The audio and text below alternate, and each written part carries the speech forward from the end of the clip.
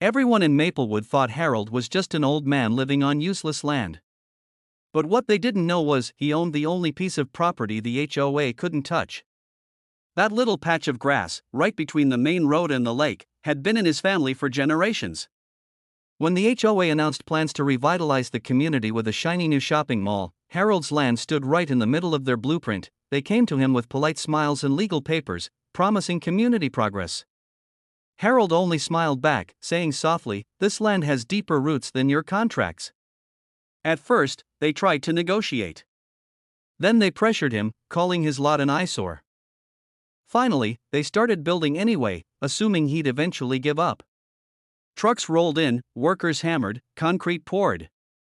Harold stood by his porch every morning, sipping his coffee, watching his family's land disappear under foundations and walls. His neighbors whispered, "He's too old to fight them." The HOA president, a sharp woman named Linda, proudly declared, "By next year, this land will finally serve a real purpose." But Harold didn't argue. He just quietly collected every document, every survey, every signature. He didn't stop them.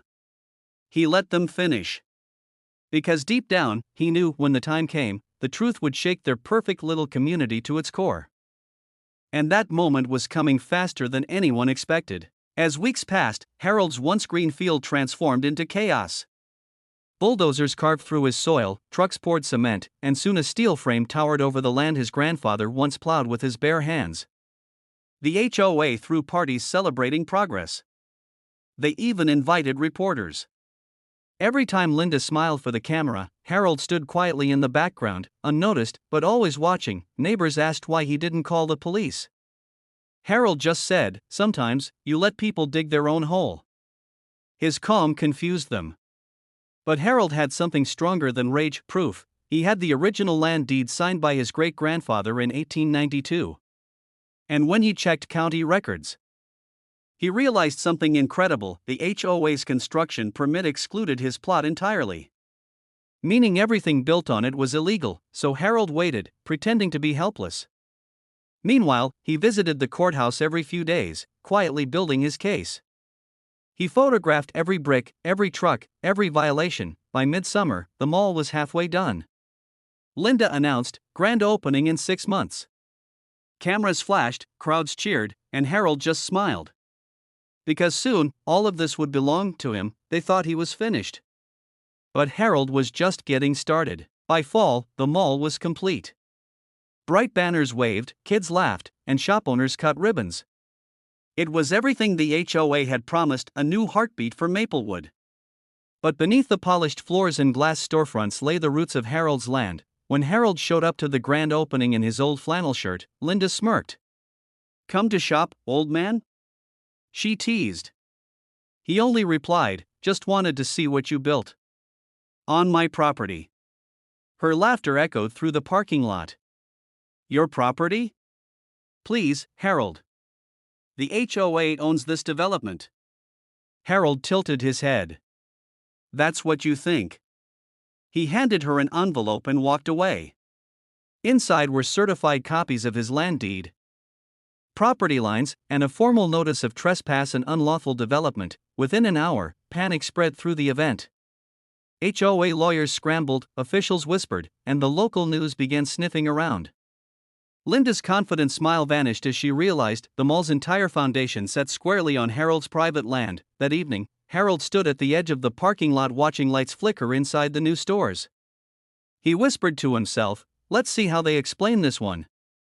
The man they called a fool had just turned into their biggest problem. The next morning, Linda stormed into Harold's yard. "You can't do this," she yelled. Harold calmly handed her a coffee mug and said, "Actually, the court says I can." The HOA filed an emergency injunction, claiming public benefit. But when the judge reviewed Harold's paperwork, every photo, signature, and county record, the courtroom fell silent. The land legally belonged to Harold's family, and it always had. The HOA had built everything without consent. "Do you understand what this means?" Linda muttered as reporters surrounded her outside the courthouse. "He owns the mall?" The news spread like wildfire. "Local man owns entire mall built on his land," read the headlines. Within days, store owners received notices that their rent would now be paid to Harold. Meanwhile, HOA members turned on Linda.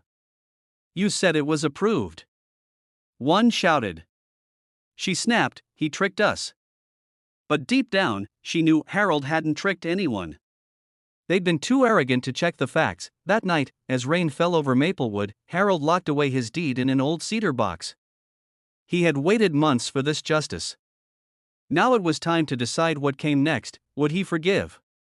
Or take everything back? A week later, Linda appeared at Harold's porch again, but this time, she wasn't yelling. She brought a folder and a nervous smile. "Let's make a deal," she said. Inside was an offer of millions of dollars for the land, plus a lifetime maintenance contract. "You can live comfortably forever, Harold. Just sign here." He looked at her quietly. "You think this was about money?" Linda blinked. "Isn't everything?"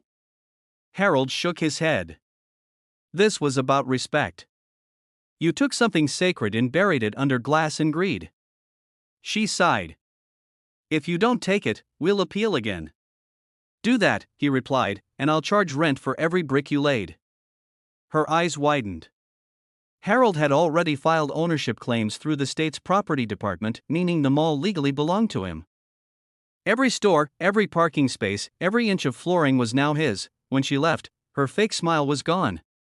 For the first time, Harold felt peace. He didn't want revenge. He wanted acknowledgement, and now, the whole town finally saw who the real owner was. A month later, the court ruled again, this time in Harold's full favor. The judge's words echoed: the mall was built illegally. Ownership remains with Mr. Harold Thompson. The HOA dissolved overnight. Members resigned, stores renegotiated leases, and Linda disappeared from public view. The town that once ignored the quiet man at the end of the road now called him Mr. Thompson, the landowner, but Harold didn't flaunt it. Instead, he used the rent money to restore Maplewood's park, build scholarships, and help families in need. "This land has always meant to serve the people," he said. "Just not the way the HOA imagined." One reporter asked, "Why didn't you stop them earlier?" Harold smiled. "Sometimes, you teach by letting people finish their mistake." The mall stayed open, but under a new name, Thompson Square. A plaque out front read, "Owned by the man who believed patience was power." Months later, Linda finally reached out. Her voice trembled. "I lost everything, Harold. My house, my job." He listened quietly, then said, "I never wanted that, Linda.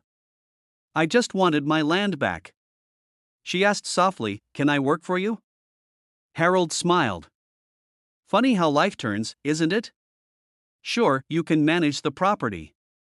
Just remember whose land you're standing on." As she walked across the mall she once claimed, the sign above shimmered in sunlight, Thompson Square.